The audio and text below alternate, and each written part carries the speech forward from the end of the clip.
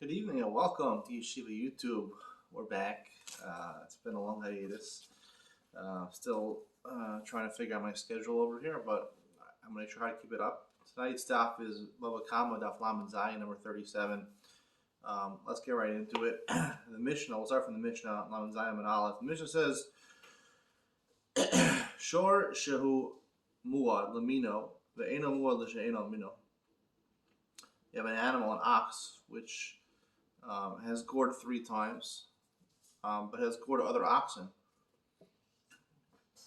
And it has not gored, really the simple explanation is animals that are not oxen.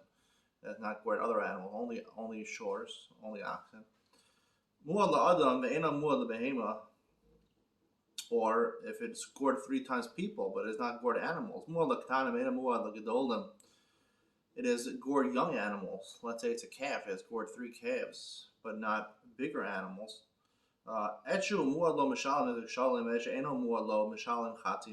So let's say, talking about people, if it's gored people, so you would pay, if it damaged the person, I'm not talking about if it killed a person, that's a totally different discussion. But if it damaged the person, so when it damages a person, you pay chatzi nezek. You pay, nezek shalom, you pay the full amount. But if it would damage an animal, you only pay chatzi nezek, even though it gored 3 times, but this is only gored people and not animals. So therefore, you only pay when it gores the animals, when it gores the people, not the animals. Amru lifnei Rabbi Yehuda, he said in front of Rabbi Yehuda, Hareza muad l'shabasos ve'ena muad l'chol. What about if, for example, it gored animals on Shabbos? Only on Shabbos it would gore, but not during the week. So in the future, if it gores on Shabbos, you pay full nezek. The most if it would gore on Monday through Friday, or Sunday through Friday, you only pay chatzi nezek. When does it become a tam? When can an animal revert to being a tam? It can actually revert. Right? We learned earlier, I believe. I wasn't learning it earlier, but I'm sure the Gemara told somewhere else that if an animal has opportunity to gore 3 times and it doesn't, then it goes back to its status as a tam and not a muad. So here, if it gored on Shabbos, it has to have 3 Shabbosos pass that it has the opportunity to gore and it doesn't gore, and then it would go back to being a full tam. The Gemara says, Itmar, Razid Amar, ve'ena muad tnan. Rav Papa Amar, ena muad tnan. Now, there's a slight discrepancy between how you read our Mishnah. The first time the Mishnah reads, Shor shehu muad lamino, ve'ena muad l'she'eno mino. What does it mean he's not muad to a different type of animal? So Razvid learns this line literally, ve'ena muad tnan. Meaning, we'll see in a second, therefore, it specifically has to have the opportunity to not. But if we don't know, if there's lack of knowledge, it hasn't had the opportunity to gore other animals, so then we assume it's muad, not just for shvarim, but also for camels, for donkeys, for other animals. That's according to Razid. Stama, we'll see in a second, the Gemara says stama, if there's no knowledge about other animals, there's no other opportunities, we assume it's considered a muad, not just for oxen, but for all animals. Rav Papa disagrees with that. Rav Papa Amar ena muad tnan. The letter vav is not really specific. Really, it means ena muad tnan. And therefore, it's not considered liable. It's not considered a muad for other animals if we don't know. We'll see in a second how it plays out. Razvid Amar ve'ena muad tnan hastama having muad. Like I just said, it says exactly ve'ena muad, meaning and it's not muad. Meaning it had the opportunity to gore other animals, and it didn't. But if we don't know, it is considered a muad for other animals. If it gored oxen 3 times, then it gores a camel, so you pay for the camel also nezek shalom. Rav Papa Amar ena muad tnan the stama lo havi muad. Rav Papa learns no ena muad tnan. Mishnah really means ena muad tnan, because minastam, unless we know otherwise, the animal is not considered to be a muad for other animals. It's a muad for shvarim, but not for oxen, but not for other animals. So the Gemara is going to go back and forth, try to prove who's right, Razid and Rav Papa from our Mishnah. So the Gemara says, Razid daif miseifa, Rav Papa daif m'reish. Razid has his proof from the end of the Mishnah, Rav Papa from the beginning of the Mishnah. Razid daif miseifa, the kasani muad l'ktanim, ena muad l'gdolim. One of the cases in the Mishnah where the animal is muad lektanim,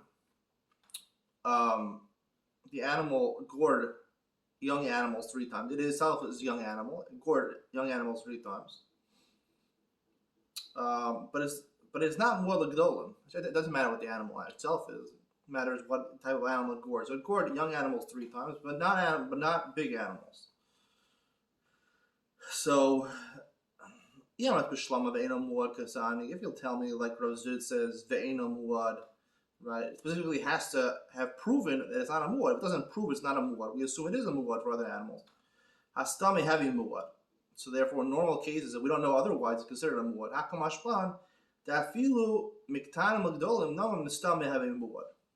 Right? And therefore, in the case also, that case in the Mishnah, that if it gores a small animal calves 3 times, so the 4th time when it gores the big animal, it's also considered a muad.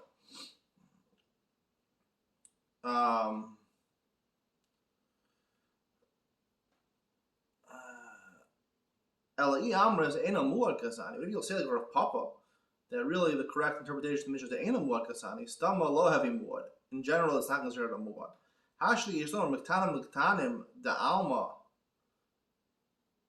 stama lo heavy muad. Right?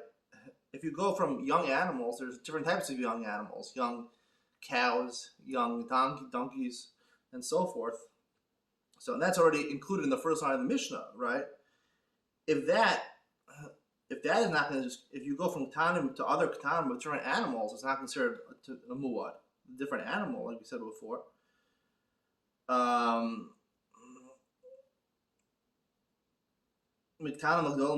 does the Mishnah have to come and say that, right? The bigger chiddush, right? We already said a pretty big chiddush. We said a big chiddush that if you go from one animal to a different animal, that's a ketanim, it's not considered to be a muad.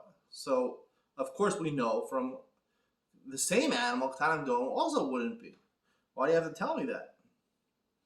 Those are different animals. A big animal and a young animal are different animals. You go to the meat store, you buy some baby chicken or you buy some veal. People don't know what veal is. They say, yeah, I like some good veal. But what is veal? Veal is just meat from a calf, a young cow, if you didn't know that. There's pullet steak, which comes from baby chicken, if you didn't know about that. Watch some of my other videos, you'll see. So, Rav Papa would answer back, it's tzarich. It is necessary, this part of the mission.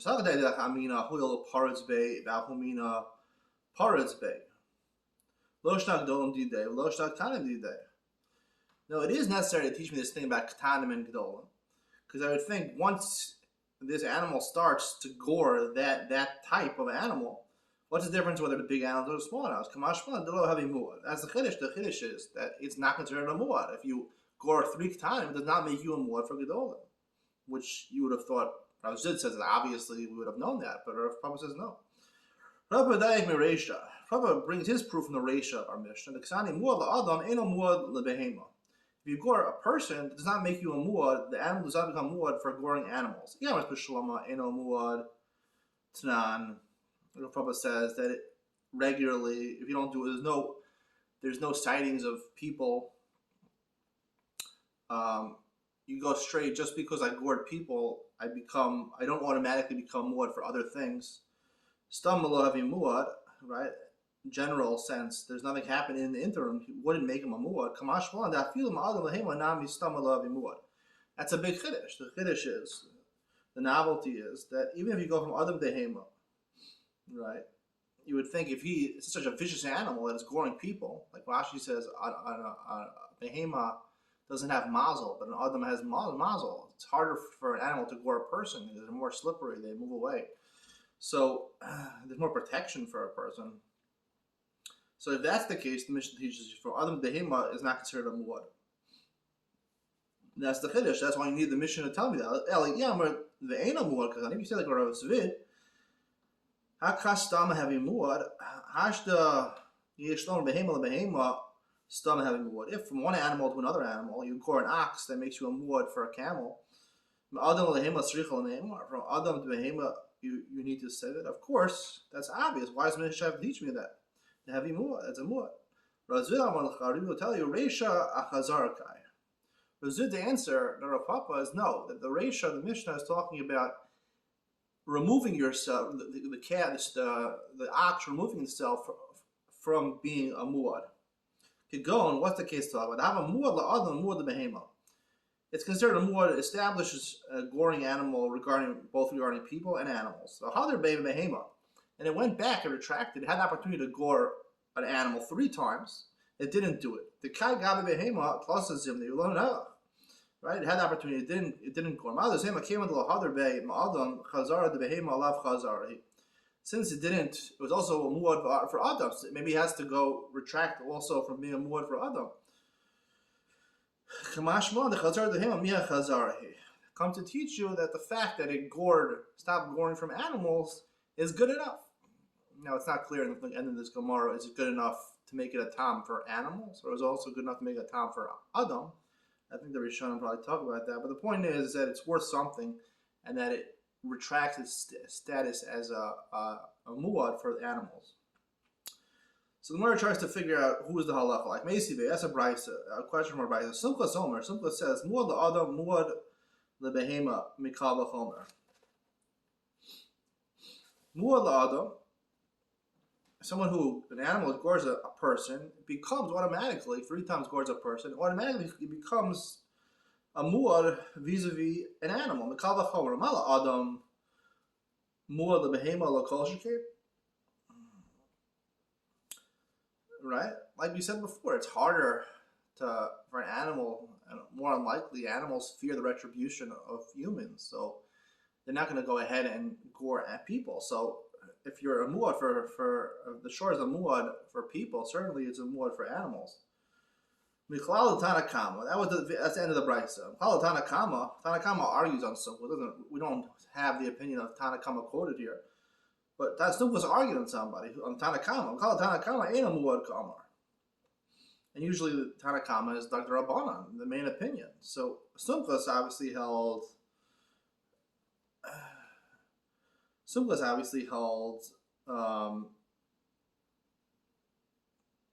that it goes that we do say stama like Rosvid, and Tanakama would be like the Rabbanan, would be like Rav Papa. So a question on Razvid. Amalei Razvid, Sumchos Chazarakai. Razvid says, no, Sumchos is going on Chazara, like he answered before. Rachi Kamma, they weren't talking about removing the status as the Muad. Rachi Kamma, the Tanakama. The Kamma Chazara, the Behema Chazarahi. Chazara, the Behema, Lav Chazarahi, Mikal V'chomer Ma'adam. The fact that it went back and retracted from goring animals is not a good retraction. We learn from Mikal V'chomer from a person. Ma'adam lo kama hadar bay. If he's not retracting from Adam, so maybe Behema L'Kol Sheken, certainly he's not going to retract from Behema. It's just sort of the reverse logic we said before, but this is the way Razud is answering the question. Amar Rashi tries to bring out another proof to try to resolve this between Razvid and Rav Papa. Tashma, I'm living near Rabbi Yehuda. Areza muad l'shabbosos ve'ena muad li'mos hachol. Let's say an animal gores only on Shabbos, but not during the week. Amar lehem l'shabbosos. Mishalim nezek shalim. Limosachol mishalim chatzi nezek. If it gores in the future on Shabbos, you pay full price. Otherwise, you pay chatzi nezek. If it's during the week, it's chatzi nezek. Amris b'shlama ve'eno muad kasani. If you'll tell me the real way of understanding it, ve'eno muad kasani, like Rosh Zvid, that when we don't know, there's no knowledge, stama, right? And that's what the Mishnah meant. Shiul Yehuda k'meshayli. The students are asking Rabbi Yehuda, and he's answering them. That was the way we read the brisa. Eliyamras ena muad kasani. If you'll tell me no, like Rav Papa, then when we don't know, there's no knowledge, does not make it a muad. Agmur Yehuda k'megamri. It would be wrong for the students to phrase it like that, to teach Rabbi Yehuda that. What is he answering? The brisa said, "I'm really thinking Rabbi Yehuda." It's either a question or it's a statement. It makes more sense to be a question, not to be a statement. Why is he answering them if they know the answer? So Amar Rabbi Yanai says, from the beginning of, it's actually this brisa we had with Rabbi Yehuda, You also bring a proof that Rav Zvid is right. Kitani et shemur lo mishal nezek shalom et she'ein mur lo mishal chatzi nezek. If the animal is considered a muad, you can pay nezek shalom. If it's not considered a muad, then you pay chatzi nezek. Again, b'shlama ve'eno muad kasani. If you'll say like the halacha is like Rav Zvid, right? Then in a case where it's stama, we consider like a muad. Perusha kamafarishla. That's what it's coming to explain. This new thing about stama, about a case of stama, that if we don't know that it is a muad, but if it's not, it's she'ena muad lo, eno mishal chatzi nezek. That's the chiddush. Eliyamar eno muad kasani paska. If you say eno muad kasani, that's really the correct version of Rav Papa. Paska. That's enough. It's enough to just say. It's a simple explanation. Simple explanation is that if there's stama, right, you would still pay chatzi nezek. My two et shemur lo mishalim nezek shalom. Eshinamur lo mishalim chatzi nezek. At hasha lo ashmina do hatam mishalim chatzi nezek mu mishalim nezek shalom. We know this from many places in the Masechta. Why do you have to say that a tam pays chatzi nezek and more pays nezek shalom? So the Gemara leaves up. Basically, the Gemara has proved like Rav Zvid. We'll talk more on Enoch Ben Sion, who the halacha is like. Is it like Rav Zvid or like Rav Papa? It's a pretty important halacha. There seems to be a lot of discussion, and you're showing them who the halacha is like. I have a proof from the Gemara what I believe the correct interpretation should be. The Gemara adds it. You'll say, usually we don't hold like that. He's a little Rav Papa. Maybe Rav Papa is true. It happens to be there is the Rif Paskins like Rav Papa. Nagach shor chamor v'gamol nasa muad l'kol.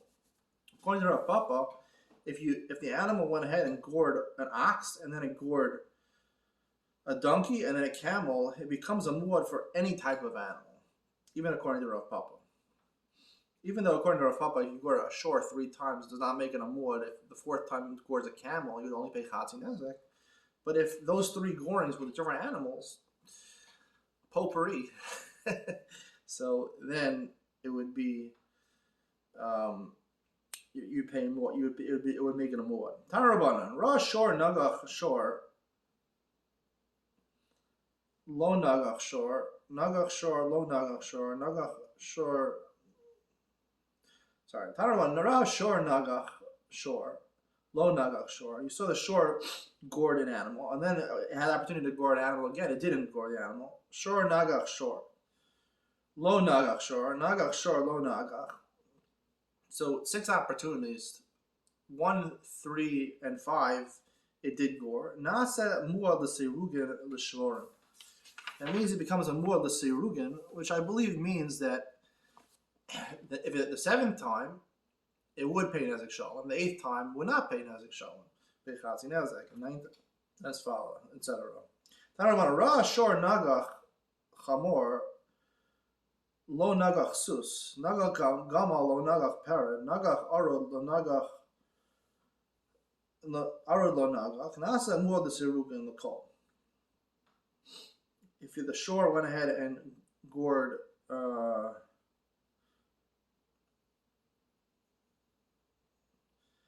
it gored an ox, but didn't gore the camel. The donkey gored the horse, but didn't gore the camel. It gored the mule, but didn't gore the wild donkey. So again, it would become the seirugin. It would become, like we said, even according to Rav Papa, it would become a muad for every 2nd time that it does it, or every 1st time that it does it, for all the animals, because there was a variety of animals. Ibailu, there is a question. Nagach shor, on top of Lamed Zayin Beis, Nagach shor v'shor chamor v'gamol. It had 5 gorings. The first 3 were ox, then the 4th time it gored a donkey and then a camel. Mao, hi shor, basra, basar, shvorim shadinam. The last shor, do we consider it to be part of the shvorim, right, the oxen? Now this question seems to be going according to Rav Papa, because according to Rav Zvid, once you gore a shor gores 3 times, even if it gores oxen 3 times, it becomes a muad for everything. Try to answer the question, even though the Gemara seems to prove like Rav Zvid, that halacha is like Rav Zvid, this Gemara seems to not assume like Rav Zvid. We'll try to answer that in Enoch Ben Sion. So,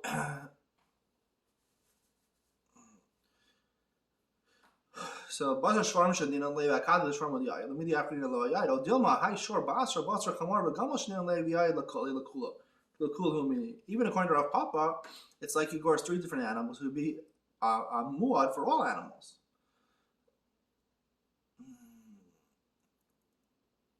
Lakula meaning. Chamor Gamal Shore Vishor. Let's say the same five animals, different order.